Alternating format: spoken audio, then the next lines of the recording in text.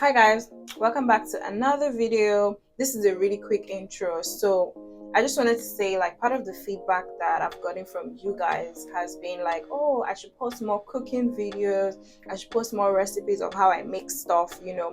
I'm not a professional chef or anything, disclaimer, but I mean, I just know how to cook and put stuff together. So I'm going to be showing you guys how I make my okra soup, Nigerian okra soup, with the ingredients and the processes and how I put that stuff together. So yeah, let's just get right into the video.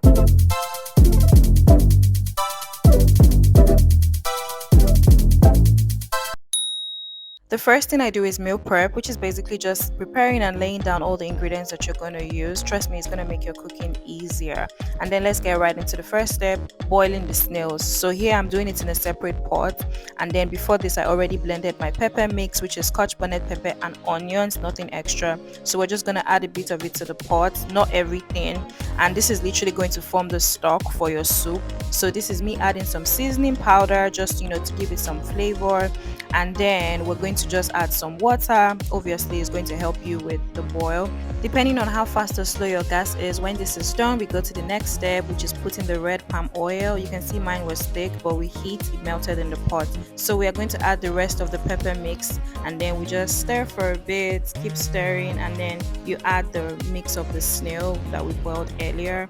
And now we're just going to keep stirring. You have to actually leave. I think I covered it for a while, and then when this part was done, I added my fried fish. I used two types of fish. It was tilapia and mackerel fish, which we also call Titus fish in Nigeria.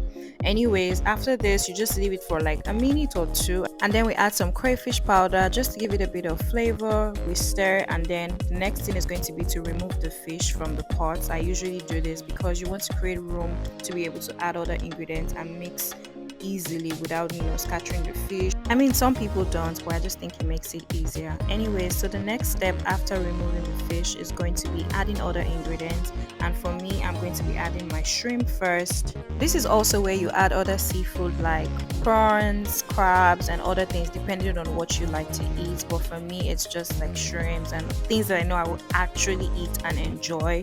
So yeah, people use different things, like that's something you should note. So learn to use whatever choice of seafood you like, and then just stir, and you can cover the pot after that. Then check again after a couple minutes, stir some more. This is actually just mixing and just making sure that okay, everything is well blended. And now it's time for us to add the first part of the okra. So I use the grater to achieve this. Some people will blend or pound, but personally I don't like the consistency of blended okra, so I just stick to using either the grater or I can pound it. But yeah, so after this you just stir some more, and then the next thing we're going to do is actually add some of the sliced okra. I actually did more of the sliced ones than the other one, but I mean it depends on you really, whatever consistency you want to achieve. So I'm going to put all of that and just leave a little, just a little, but you can choose to put all at the same time if you want, still dependent on how you want your consistency to be.